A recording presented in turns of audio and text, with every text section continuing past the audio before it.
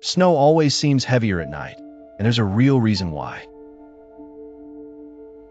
Nighttime temperatures drop, letting snow form faster and fall thicker.